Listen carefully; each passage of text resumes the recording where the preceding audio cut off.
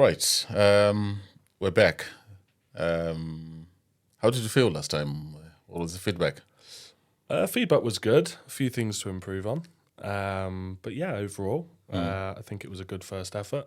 Managed to do it without any retakes as well. So I think that deserves a round of applause. But yeah, no, looking forward to this end of year wrap up and more in 2025. Yeah, yeah, yeah. For me, it's the same kind of thing as well. When you get feedback from people, and you also give yourself some feedback, reflect and say, "Oh, okay, what was amazing was we just sat down and we talked about things." Yeah, And that's what it was, just a conversation. and no matter how much you prepare, because you keep delaying doing these sort of things, thinking, well, we're going to get it better, so we got to prepare. Then you realize actually just you walk in and you just start talking and you don't stop talking. So I thought that was great. Yeah. Yeah.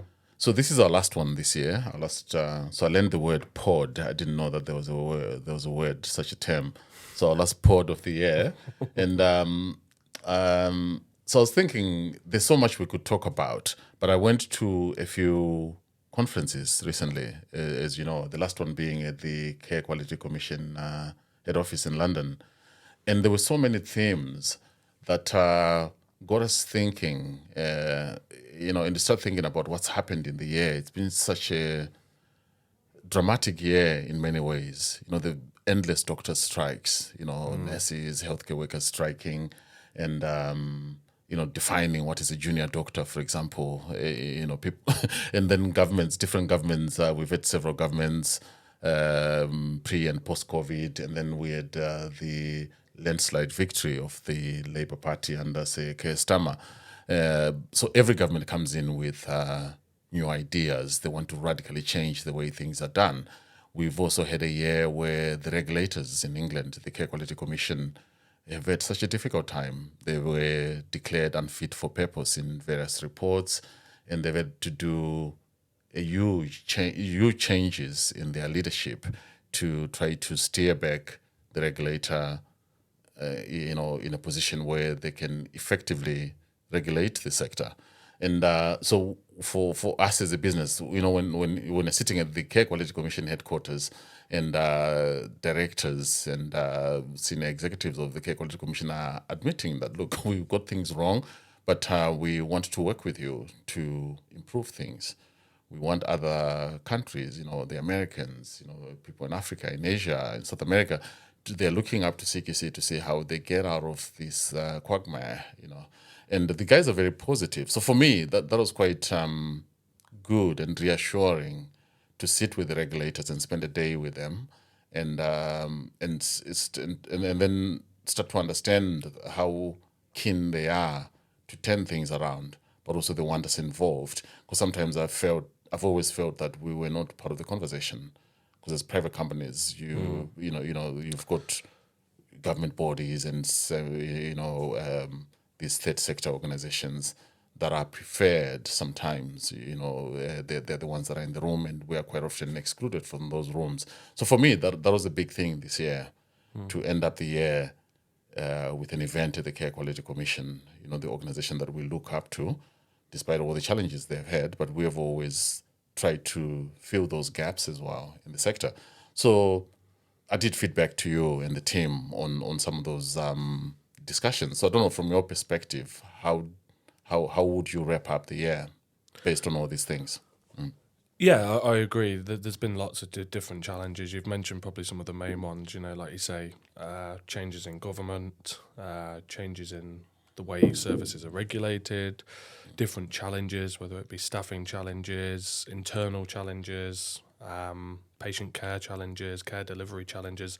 There's been so much really that has changed, and the fact that it's all happened relatively within 2024 shows you the sort of devastation that it's sort of left behind. But also for us as a business, it's really made us think, how best can we serve these clients? It's constantly changing. We're constantly having to innovate, come up with new ideas, customer-centric products and services, really, really getting good quality feedback from customers, hearing what the day-to-day challenges are, the operational challenges are, and building a product and a service that can meet that. So even from where we ended in 2023 to where we are now at the end of 2024, even our business has changed a lot with it, because like you say, as these other social political factors change, as the needs of really our clients change, we have to obviously change and diversify as well. So yeah, there's been a lot going on. We you know, even when we looked at our budgets at the start of the year, the things we thought we'd be spending money on, we haven't. Areas where we've had to maybe invest more in to make sure that we can keep helping some of our customers, we've had to. You know, even some of the courses that we've had to develop with the content team, we've kept our subject matter experts very busy this year. Different requests, different things in the news, in the law that's had to be updated. And obviously we pride ourselves on a lot of those things. So, you know, you've got to be able to walk the walk if you talk the talk, so to speak. So, yeah, it's been a challenging year. And even, you know, the planning meetings we've got for 2025, you almost don't want to make too many plans because things could really change very quickly. They're changing so much, yeah. So, no, I'm sure it'll be another interesting year.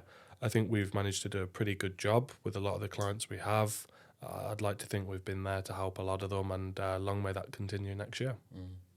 So some of the things, again, when you look at the macro side of things, access to care and service delivery, because we work with the NHS, you know, we supply to the NHS and some of the big private players, local authorities, but also the smaller SMEs, small to medium-sized enterprises. So when you look at waiting lists, hospital waiting lists reaching nearly 7.7 million, and that's people that have been waiting for over a year, nearly 400,000. Then when you look at social care delays, approximately 470,000 people waiting for care assessments or services. And then when you talk to some of the SMEs that we're working with, they're struggling to get work. Yet, you know, obviously post-COVID, some of the reason why we've had to change a lot of the content, for example, in some of the courses, is because people that would be treated in a hospital or in some sort of step-down unit, they're now being looked after in the community by care workers, not nurses. So if you look at complex care, for example, people with complex care needs, and then also people that are on oxygen therapy, people that are that need clinical observations. So you think about it, you know, traditionally in hospitals, these things would have been done by nurses, and where healthcare assistants were allowed to do them, they would have to undergo training and supervision, but because obviously they're working in a healthcare environment. But in the community, you're talking about people that don't have the exposure that, for example, healthcare assistants have in a hospital. Would have in a hospital.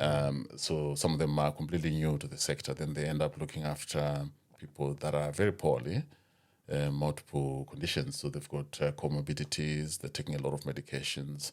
And even in environments where you have nurses and doctors, comorbidity and polypharmacy, that these are some of the biggest challenges to say, look, how do you manage people in long-term conditions? How do you ensure that they get the best outcomes? So we have had to adapt. So even building policies and procedures to say, look, if you're going to take these services on from local authorities or whoever is commissioning NHS continuing healthcare, business owners and managers need to prepare themselves as a business. So they need to learn as well. It's not just a matter of taking these services because they are there and you're in the right position, but hiring the right people, supervision, training those people well, putting in policies and procedures, then build a culture of continuing professional development, because even nurses and doctors, they have to do that and they have to actually show that they've done that. So that's for me, that's been one of the biggest issues, to say the landscape is changing so much. Even Lord Darcy, we're talking the report, we're saying, look, he's saying let's move from hospital to community care. But there's the infrastructure for community care has been decimated over many years of underfunding and other challenges. So from the front line, because I deal with the content, I deal with the needs analysis and workforce development issues, you're dealing more with the tech and the client needs as far as our customers. Mm-hmm. How have you and the teams navigated these challenges? Well, yeah, like you said, there's been a lot of of these sort of incidences where even with clients, they're coming up with, they're asking for things for people in roles that you wouldn't normally sort of put together. You know, like you say, they're asking care workers to do courses that they're not really relevant to them, or maybe it's not within their sort of remit usually. So, like I say, one of the main things we've had to do is really invest in tailoring solutions. Obviously, as a business, we have a lot of what we'd call off-the-shelf products, where people can come to a website or speak to someone in our team, whether it be their account manager, one of our sales team members, our customer service team, or even on our knowledge base. But even when you look at our knowledge base analytics, some of the search terms within that knowledge base are very abnormal, let's say, or unusual. Unusual, rather, yeah. Yeah. So, like I say, what we've really had to do is almost look at that customer journey again, look at how we do needs analyses with organisations to sort of say, look, we can't just pigeonhole organisations or even professionals working in health and social care into these areas. We've got to be more flexible. Yeah. We've got to listen to the client's requirements, and we've got to have a sort of system or a process that allows that. So I think that's been one of the main things, almost rewriting our playbooks again, particularly for certain areas within health and social care. Obviously, we still want to guide, we still want to consult when we speak with people. It's not just about getting, the most money from them or overselling things that they don't need, but obviously we have to listen to what they want and what they want to implement in their business. So I think, that's probably the main answer really to that one. It's looking at building more tailored solutions, looking at other areas we can help them, whether it's with policies, whether it's with procedures, whether it's with the online training, whether it's with a blended learning sort of program where there's some in-person or on-site training and the rest is delivered virtually. There's been a lot of cases that even have come to my desk over the year, and you've sort of had to really think, how best could we do this? Obviously then bearing in mind the client's limitations and things like budgets, time and so on, because as we've already said, getting all your staff free on one particular day of the week is more challenging than ever. Yeah, because we saw that with some of the work we did in London, in the Midlands, with the GP practices and dental practices, where there's a requirement now being enforced, which is right anyway, that the resuscitation training should be renewed annually, covering both pediatric and adult life support at level 2. Traditionally, they would do this training in-house, and there was no, pre-COVID, there wasn't really any enforcement of it. So they would get away with it in a way, so to say. Then during COVID, everybody got used to e-learning. But then after the pandemic, then the regulators now and commissioners are now asking, and it's rightly so, you do your needs analysis. You have to have the equipment for resuscitation. You have to train people to the right level so that they can actually, do their job safely and look after service users. They're better funded, but even for them, trying to get training companies to come in, it's a challenge to stop what you're doing and close the practice for half a day. Every single member of staff being unavailable is almost impossible. It's almost impossible, yeah.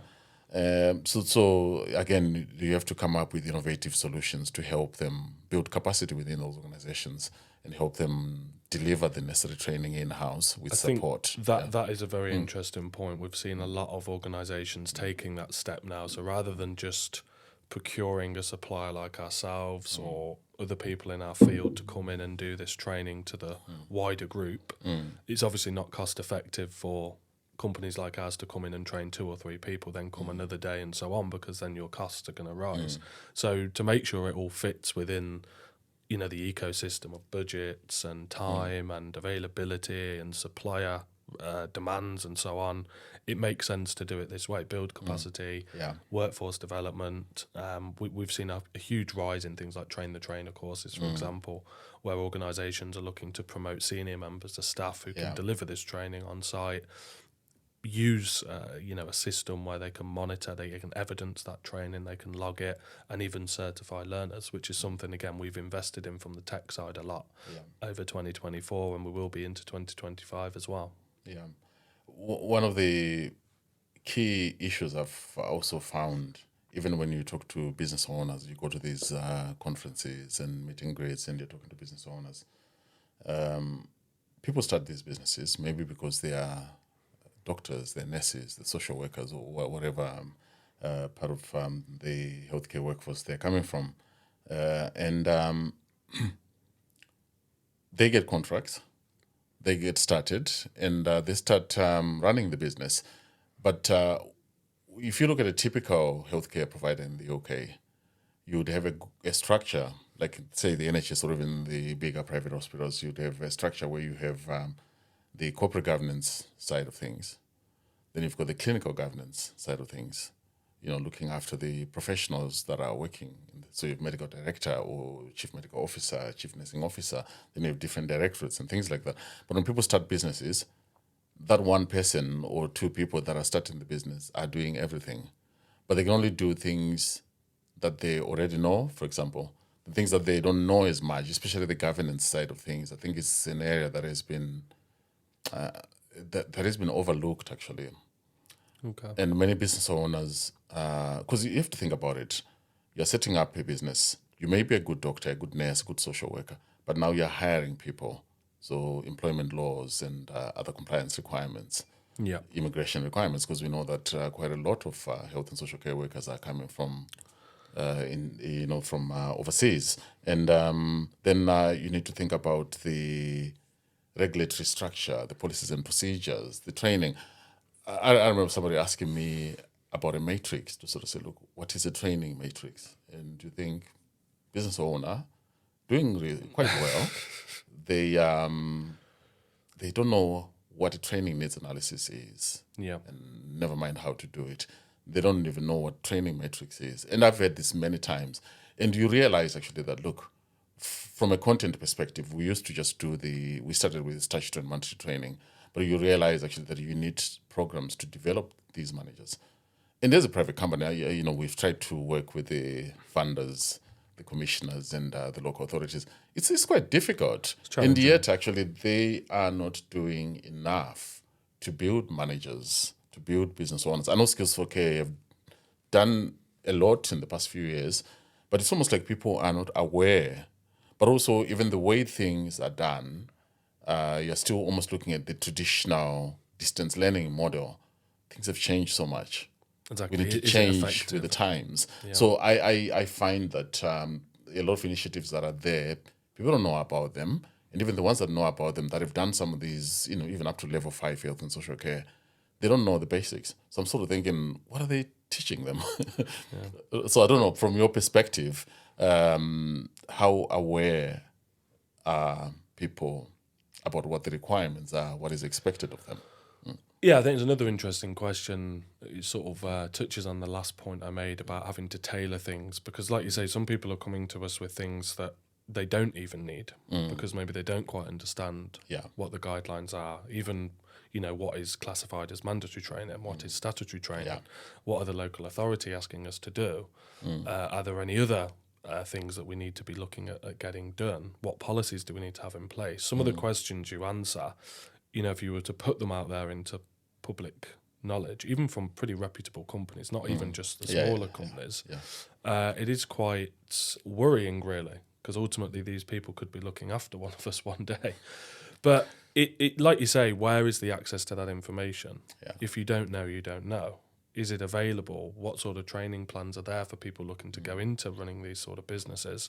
Even from a consultancy perspective, where are those sort of people? Where are those sort of, whether it be a business or an individual advising these people? Is the funding there for that advising there? Because it obviously costs money. So I think we have seen some things that, like for say, we've almost had to put people right when they've come to us, whether when they've filled in maybe one of our needs analysis templates, or maybe we've gone, we've had a call with them, introductory sort of kick-off type call. We've had to say, well, you don't actually need that. Your nurses don't actually need to do that by law.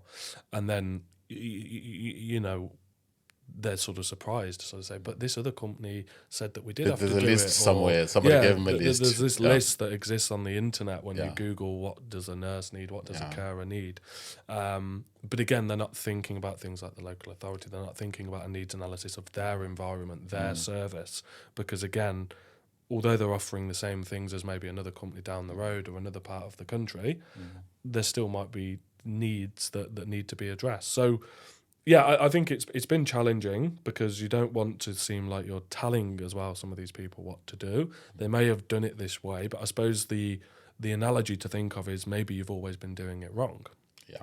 And You don't know what sometimes you don't know what you don't know. you don't, You but know, you don't know simple, what you yeah. don't know. So yeah, they're challenging conversations, and I agree with you. The access to these things and building capacity in organisations, it seems to be a big gap, and the challenge is how do you address that gap when there's not really enough money to go around already, or there's other challenges that are maybe more important. These people are looking after very vulnerable people, majority of the cases, and this sort of falls down the pecking order. But the effect it actually has is very big, and we're seeing examples of that with a lot of our clients. So, yeah, I think it's a very, very good point, and more needs to be done from the powers that be. But organisations like ours can hopefully help bridge that gap, come up with workable solutions, and find ways of addressing those issues. Yeah. I think you touched on a few points. I'll pick up on one, which is around the funding. There seems to be a lot of money out there for these sort of programs, capacity building.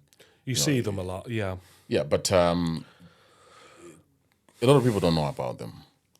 And also, it's the way the funding is distributed. I go back again to say we try to work with some of these arm's length bodies, government bodies, quasi-government bodies.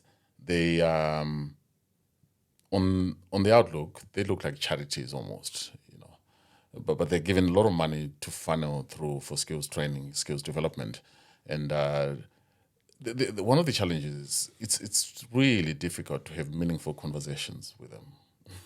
And even the commissioners, even when some local authorities, we've had success working with local authorities, but it's almost like there's funding that is ring fenced for certain programs, and for private companies to get involved in those programs, it's almost impossible. Impossible. Right?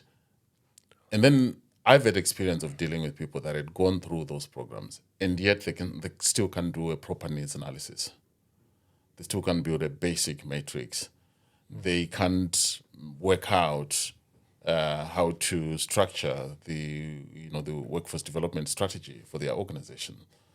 Right. So basics like, look, I've had to write blogs about the difference between statutory and mandatory training, for example, and how do you do your how do you check your needs? You look at the services you're providing, then the skills that you need to provide those services effectively. Then that builds your mandatory training. How often do you refresh it? If I follow some of the guidance that is provided out there by these organizations, we would not be able to meet the needs because they're so outdated, some of them. There's lack of knowledge even within those organizations as well. And also when you have a regulatory bodies failing as well, it means then we have to do a lot of heavy lifting to bridge that gap. Exactly. And it's not appreciated at all. What I've realized is not appreciated at all. At the higher tables, because there's a feeling that we'll be able to do it, and we just need more bodies to do it. So we kill off this body and we create another body, and but actually you are sort of skirting around the problem. Revolving door, yeah. And nothing is really being done that way. So funding that may be available for what I feel are pointless qualifications. I think we need more hybrid workforce development solutions, which involve some of the money being given directly to organizations rather than this piecemeal sort of say, look, we've got funding. Even the government is screaming every day that we're prioritizing emergency care, we're prioritizing this, we're going to put more funding. Or local authorities, we know that Birmingham went bankrupt. We know that a few other local authorities went bankrupt. And, when these bodies themselves, the commissioners, are going bankrupt, what hope is there for companies? So that's how, for me, we've evolved to sort of say, look, we're not just a training company. We're doing a lot of consultancy work that is sometimes not recognized, right? But actually, why don't we package that properly now? Because the margins have squeezed. They're very low margins in this sector. And the funding also, the way it's distributed, it's not fair, right? And the organizations that really need support are not getting it because they lack the knowledge, they lack the information, and they lack the funding. So if we package our consulting sort of services into tech that can be, then we train people how to use the tech. We train them on the underlying sort of knowledge behind the tech. Then you can build them, but they're not necessarily going on a level 5 course. You're building on the practical tools they need to set up their businesses properly and run them safely and effectively. And then you keep building. Then they can, then in the end, go towards the qualifications. But just going towards a meaningless qualification that does not actually address real life problems. No matter how many qualifications you put together, if you don't have enough understanding of the governance requirements, How are you going to apply the knowledge? Yeah. yeah, so that's and whenever I talk to people, even when I go to these conferences and I'm talking to people on the sidelines, that's the feeling that I get. So to say, look, we have a long way to go. And as a business, actually, as we go into 2025, we're going to have to work harder to educate people, inform people, without necessarily, sometimes actually without necessarily charging for those services. Because there's a need. Because actually, if they're using your system and then they're failing, It doesn't reflect well it doesn't on us reflect well either. on us either. Yeah. So that's my thoughts. I don't know from your perspective. Yeah. No, I completely echo those thoughts. Like you say, with some clients now, we're having to spend maybe more time with them. Yeah. Obviously, our business also has bills to pay, people to pay. We've got to be careful about how we utilize our resource. But at the end of the day, like you say, if when their CQC rating gets published and you see it's not in the green, it reflects badly on you because it's whether it's certificates, whether it's the policies, whether it's training that's been done, whether it's reporting that they're demonstrating as part of the audit. If it's got your name on it, you're potentially part of the problem in people's eyes. So, yeah, look, we know providers are having to go the extra mile as well without maybe getting the recognition, whether that be financial benefits or whatever. So unfortunately, as we're in that sector as well, we're also challenged with the same issues really. But no, for me, that's a very fair reflection of where we are. One thing I wanted to sort of touch on as well on this podcast was looking at the technological advancements. Yeah. And the integration of AI, which has been a big thing for the teams that I look after, that we've been really looking at AI, scrutinizing it, and I know your teams have as well. So looking at how we use AI for the benefit of our business, but also then to pass that benefit on really to the customers we serve and the industry that we serve. So yeah, I know from your side you were leading on the research into AI, obviously with that being your primary background. What have been some of your key findings, and how have you started implementing that within your teams and for the benefit really of the business as well? So my background obviously is in research and development and innovation in healthcare. And as early as 2009, thereabouts, when I went into R&D, we were looking at AI technologies. We didn't necessarily call it AI at the time, but we were using a lot of decision support systems that are reliant on people building knowledge bases, databases. So what we're doing was looking at new guidelines and looking, when you look at the whole of the NHS, for example, you're looking at new guidelines, new regulations. How do you bring them into local environments? Of course, you can build policies and procedures, but policies and procedures alone and training are not enough. They're not going to change much because it takes a long time actually for policies and procedures to take effect.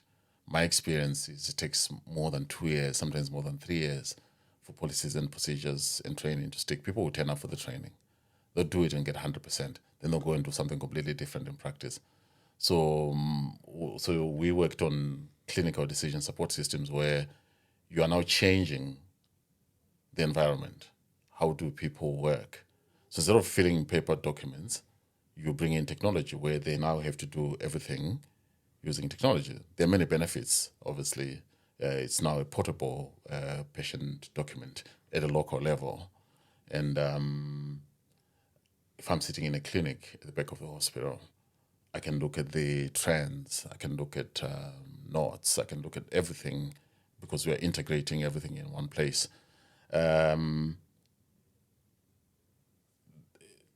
So even with that, what we realized was that it's almost like a carrots and stick kind of scenario where you are enforcing usage of these tools and dangling, people have budgets and people can be penalized financially, or they look bad as a department almost because you're going to have to change the culture one way or another. So digitizing the work environment, changing how people are working is part of the solution. Yeah. But then you still find people doing bits of paper on the side. It has resistance. And those bits of paper don't end up on the permanent record. It's for their own use, but then they're not going to go. But it almost might not as well exist to everyone else. Exactly. And so that research for me was eye-opening and actually working in practice because I was coming from a clinical background. Then you go into research where you're going into academic research and commercial research. But for us as a business, that background was quite important because as a business, you have to find solutions to develop software, to develop content and other solutions fairly quickly so that you can get competitive advantage. And we started using AI around 2014, 15 when we started our initial business. Then when we evolved, 2018, 19, the pre-COVID sort of period, we were much better positioned than many competitors, than many NHS trusts even, right? But also even during COVID, we ended up having to work with local authorities, with the NHS and a lot of the government bodies that had not digitized a lot of the things that they were doing. And now that you can't go into these workplaces, it becomes a challenge. So for me, there's a word of caution there. Because now when you talk about AI, people think about ChatGPT. That's all It's they think the one about. that comes to mind, isn't And, it? Yeah. we've been using these solutions way before ChatGPT, right? And we'll continue to use them. But what we need to do more is to build AI into the solutions that we are providing. Our platforms need to be more responsive. Our platforms need to be adaptable. Our platforms should be easily integrated with existing legacy platforms. Organizations are using 6, 7 systems to achieve things that they can achieve with one good solution. So we start by understanding the needs. What systems are you using? You're using 5, 6 systems for recruitment, for e-learning, for policies and procedures, for supervision, HR. Okay, which ones are core systems that you need to run the business efficiently and safely deliver services? Then you mirror some of the systems so that they are working together and pushing data or receiving data from the other. And then gradually then you phase out some of these redundant systems. Legacy systems. Then in a way as well, you get to customize for the client. But obviously, a lot of people do not see value in that. It's almost like, if I'm paying this system and that system, then they're solving the problem, I'll be okay. Then they come to you when they have a problem. And you have to start by doing a needs analysis again. But they don't understand, I think, sometimes that it's a cost to us as well to do all that. Yeah. And It isn't always reciprocated. It's not recognized as a cost because, I need this, so you're going to give me that, right? Yeah. So I don't know, from your side of things as well, because obviously as businesses, private businesses, it's not just about making money. It's about thinking about how you build bridges, how you educate people, but also how you can adapt your solutions to their needs. Yeah. No, I've found AI very interesting. Like you say, ChatGPT sort of made AI mainstream, but Yeah. we've been using it in various different formats for several years, but I think even our use has increased in the last 12 months. Yeah. I think it'd be fair to say. Yeah, we're building it into the tech. Even some of the tech we're using, some of the software applications we're using, we're seeing the benefits of AI coming in, what it's helping us achieve, whether it be in marketing, whether it be how we serve our customers. Even our customer service, things like our response rates, our knowledge base accuracy, the quality really of responses that even our customers are getting now is probably better than ever.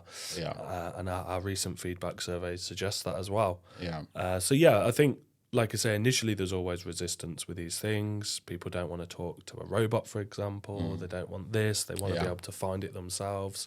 But actually, even building it into ComplyPlus over the last 12 months, we've found that it's helping a lot of customers solve problems, like you say, and bridging some of those gaps, particularly the ones that, like you say, have got 5, 6 different systems. 2 or 3 are doing the same thing. Maybe one of them's doing something else. So rather than the obvious elephant in the room type thing of the cost saving, it's also the operational efficiency as well. So yeah, AI has been very interesting. I think we've got some really good ideas on how we can adopt it next year as well, both for the benefit of our clients but also our teams as well. And like I say, even from a staffing perspective, a lot of our team that I speak with are really engaging positively with AI. They're using it in very clever ways as well to perform their own roles and responsibilities in our company. But yeah, there is obviously that resistance. Health and social care as a sector has a bit of a stigma attached to it, that the old-fashioned ways, jotting things down on paper, telling people in a coffee room or whatever. Now, even with what Labour are doing with the technology focus, the digital transformation, these changes are going to meet with things like resistance and so on. But hopefully that's where companies like ours can help that transformation that the government are trying to enforce now across the NHS and England. Yeah. Yeah. So it's thinking about the services that we're providing and where we can streamline. Definitely. Yeah, like now it's a problem. So if you want to see a GP, it takes a lot longer now to see a GP. Yeah, longer than ever. Yeah. But there are other ways that you could find solutions. For example, and even ordering prescriptions and things like that. So people are having to adopt some of these technologies.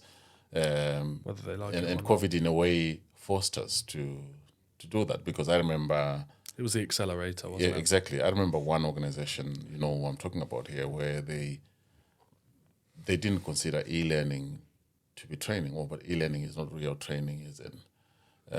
There's a lot that you can do with e-learning. And even when you talk about AI and gamification and all that, you can make it quite realistic now. Simulations, you can do demos remotely, then people can then practice locally under supervision, and even the train-the-trainer models where you're saying, look, local supervisors and team leaders and managers can be trained to facilitate and cascade training locally, right? Without having to go back to university to do a teaching qualification necessarily. They can get to a low-level qualification like the award in education and training as part of the trainer program. But you make it affordable, because for us, actually, we have to think about affordability, because there's no point developing tools that no one is going to be able to pay for. As a private company, it's really difficult. And it takes me to funding again. I know we got involved in some work late last year and earlier this year at regional level, where there was funding for building capacity in businesses like ours. We ended up giving up and just basically bootstrapping our business ourselves to sort of say, look, let's just spend our money and build it ourselves, because the funding comes with so many strings, and some of them I felt unachievable, unrealistic. But also the funding is built on taking you back to the classroom. So there's money, but that money has strings attached where you're going to have to go for this section and that section. And so people are basically telling you things, and they're thinking, well, but I need systems. I need to build like even MI, VR, I need these tools. They're expensive. So the funding does not come directly to you. The funding is tied into these, I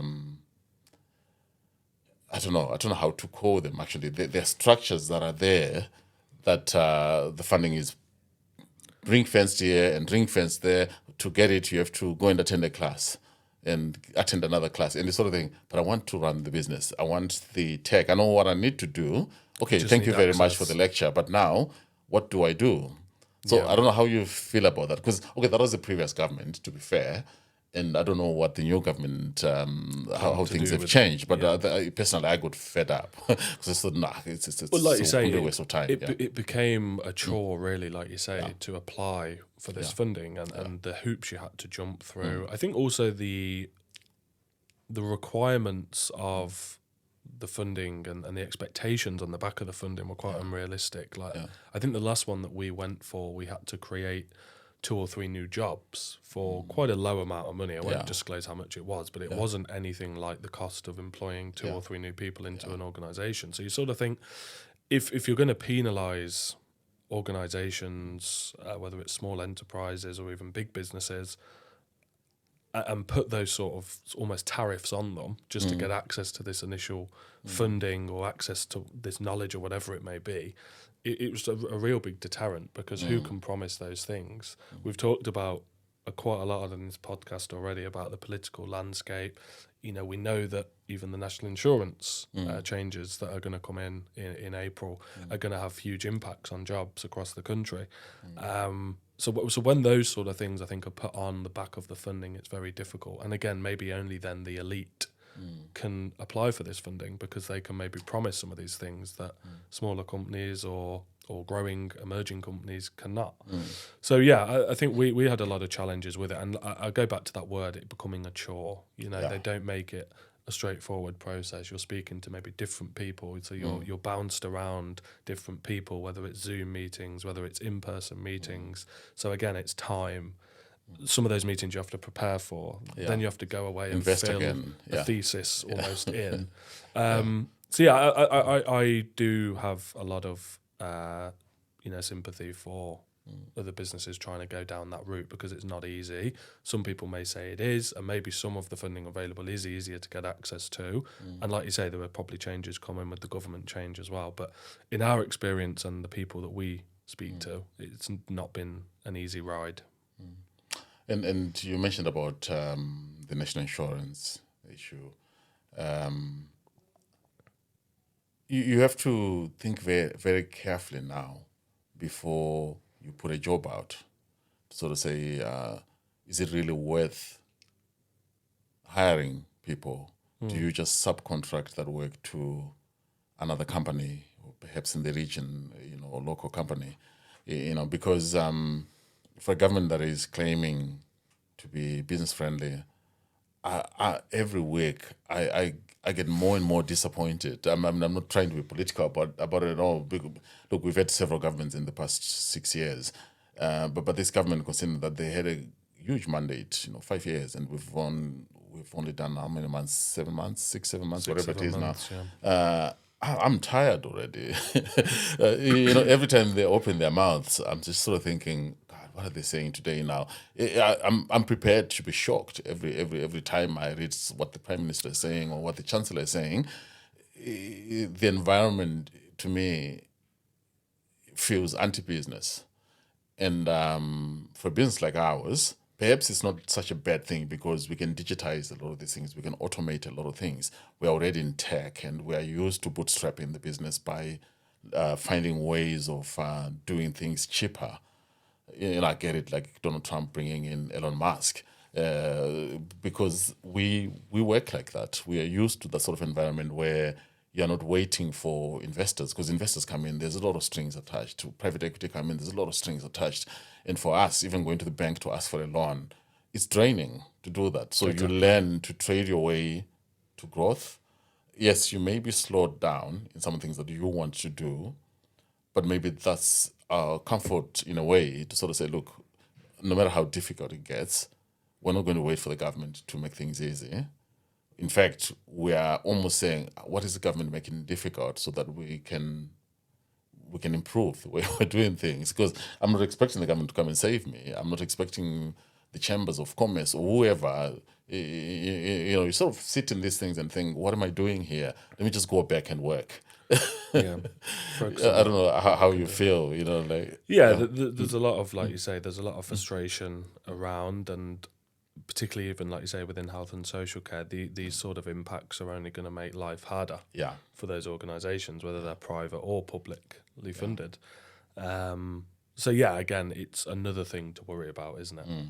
For our business, like you say, we have ways around navigating some of these things that are discussed in Westminster, and decisions that are made and policies that are put in place. But for other people, people are very important. They have to have people in the organisation. They have to employ people. They have to give people jobs. They need jobs to be filled, etc., etc. So, yeah, we again, it's just another thing that we have to think about as we go into next year, and how we serve people, and how we approach these challenges that we know they're having, and it helps us personify again the people that we're working with, and improve hopefully the delivery of our services. Yeah.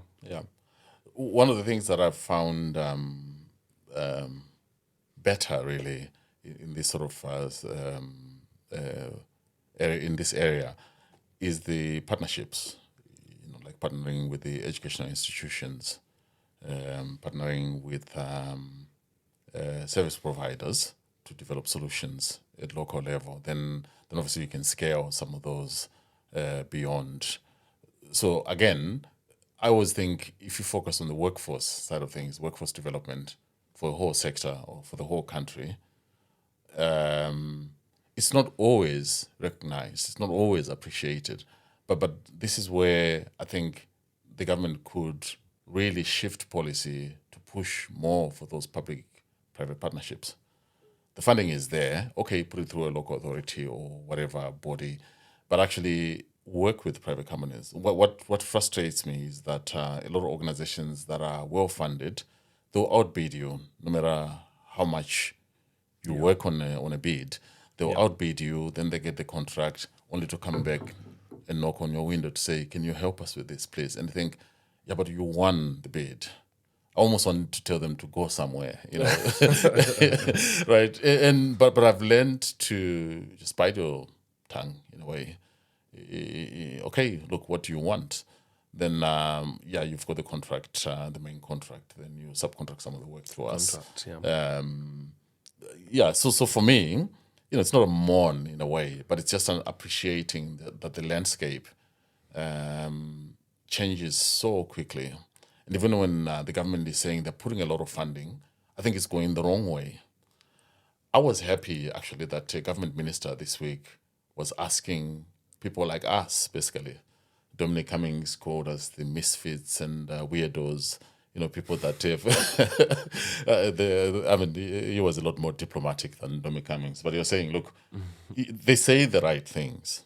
Yeah. Right? And I actually want to watch closely to sort of say, look, do they actually mean it? Because I think as a business, we should go and take the challenge. Say, look, you said we should come and talk. We're here. This is what we've been doing all along. We've pioneered ways of doing things, actually, that are now standard in the industry. Even the way we package some of the training and customize some of the training. And then you look at the whole workforce development where you're talking to government bodies actually and correcting them sometimes, right? So... yeah, I actually want to take the challenge with the government to sort of say, look, you wanted weirdos and misfits. I'm here. Yeah. So, I think, I suppose the last thing we can discuss before we conclude is what are the plans for 2025? Where are we going? What are we going to be working on? What can people expect? Yeah. Look, my experiences this year have shown me that there's a lot of work from organizations like us. We definitely need to use technology a lot more. A lot of these solutions actually you can't do without blending, the software side of things. software solutions for risk management, software solutions for performance management, software solutions for workforce development, building programs actually that can, it's not plug and play necessarily, with a little customization to your business, then you can at the very least deliver good services. Then you're working towards outstanding services. Work. Yeah. Exactly. But also there's need for education, leadership and management in health and social care. It's overlooked. I know we've got colleagues like Dr. Brighton Chireka with his Doc BC Academy and other people that we've worked with that are really working hard to try to build programs, and leaders as well appreciate that they need to train themselves and their managers and staff into leadership positions, but also understanding that regulations are not static; they're constantly evolving. The fact that you've got a policy or procedures that's working right now, you're one incident away from that thing being completely irrelevant. Void. So these are evolving. So people tend to take templates and then use them, and then they're filed away somewhere. So when the regulators come in or commissioners come in, I can show them where they are. But actually, that's only a start. It gives you a starting point. Then you now need to work on culture.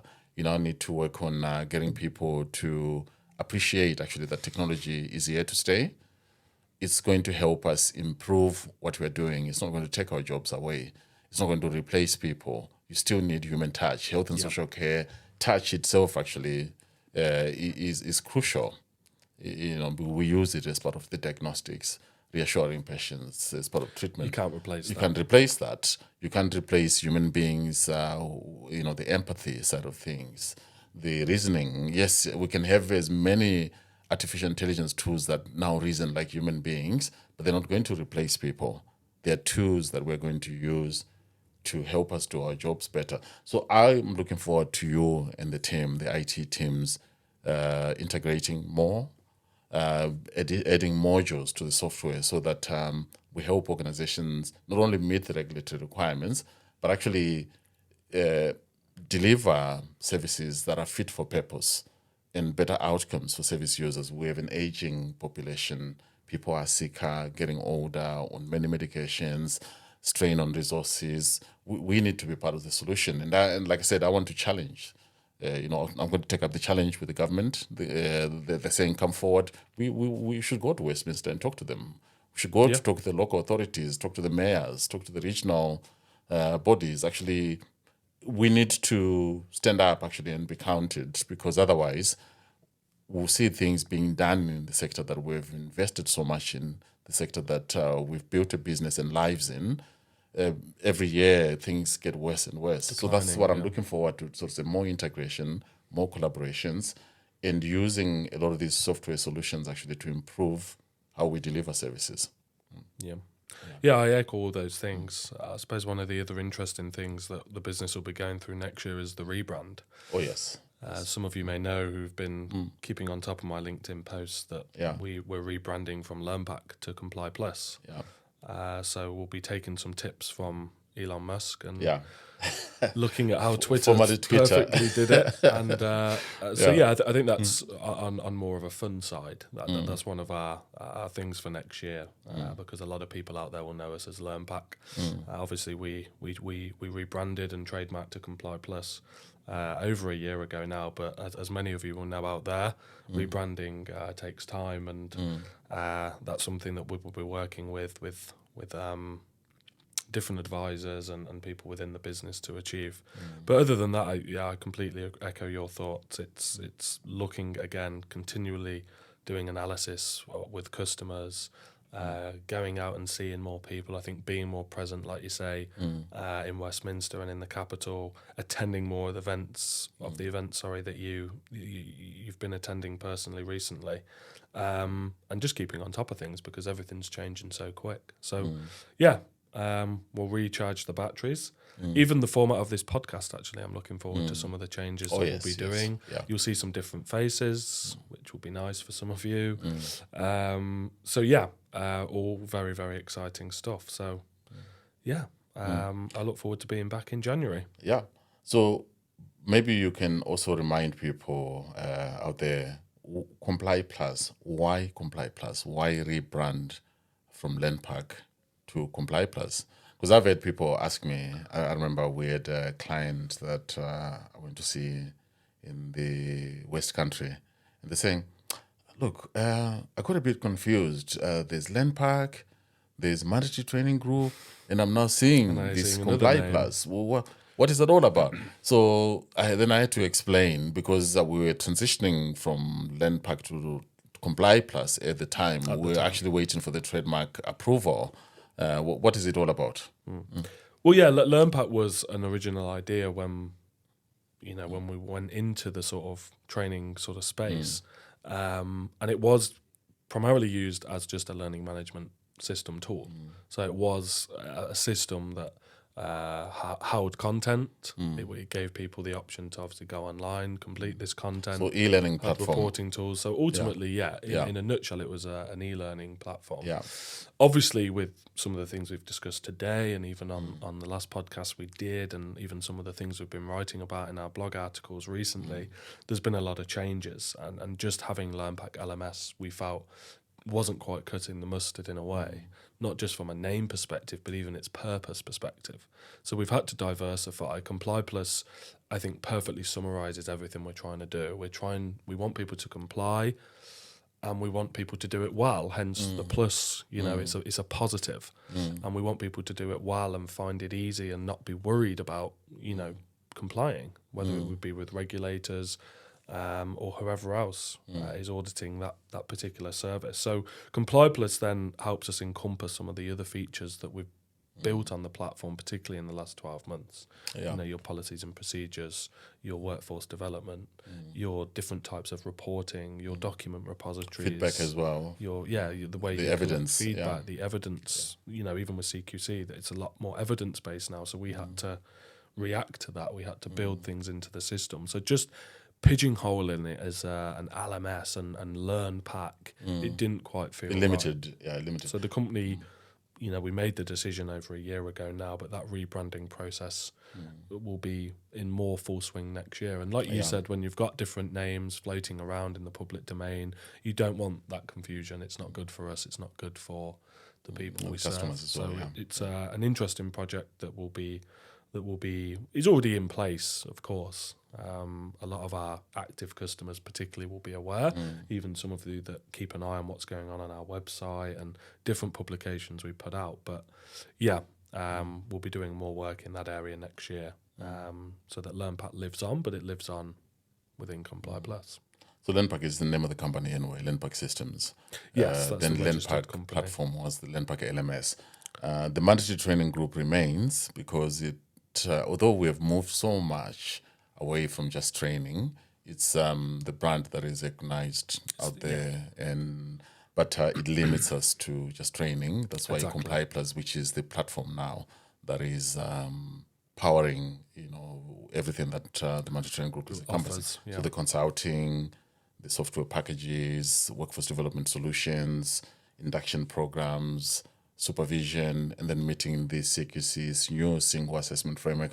Although I don't know how long it will last the way it is, but something like ComplyPlus allows you then to adapt Exactly. to the legislative changes, regulatory requirements, It's flexible, shifting flexibility. Yeah, look, it's going to be exciting time because our friends at Spaghetti, I remember when we were talking to them about this, and they outlined to you what you need to just consider brand change. Yeah. But I think this year the work that the team have done has been incredible in updating the system, but also educating people on how to use ComplyPlus. The demos that they're doing with prospective clients or clients that are already existing, and showing them how to use the system and improve their usage of the system. So I'm looking forward to that as well. Our product team, because we've built a really good product team that is very knowledgeable about the platform, but also they keep learning and challenging us actually. So we are more data driven in sort of say, look, even if it's one client needing customization, okay, look, what would be the benefit to all the other users? So we can scale it and then use that client as our pilot in a way. So I enjoy doing that because, again, you're solving real problems. Yeah, real life. Real life problems, one client at a time. But actually, because we're looking at a whole workforce, you can then scale it nationally and even internationally sometimes. So yeah, I'm looking forward to the break as well, recharging. Any plans for Christmas? Nothing too exciting now. Staying at home with the family, but I'm sure it'll be nice. And as you say, gives you a chance to recharge, come back in the new year refreshed and ready to go again. Yeah. So thank you to people that have supported us throughout the year. 2024 has been a fantastic year for us. Yeah. We faced some challenges which we managed to get past, and the business is growing. Our clients that have been loyal to us, we're very grateful, and even some of those that may have left us because for whatever reason, we thank everyone and even team members, past and present, who have helped us build this business. We're looking forward to 2025, and there's a lot in store, and enjoy the festive season. Merry Christmas, and hope you have a wonderful New Year. We'll see you in January. Thank you.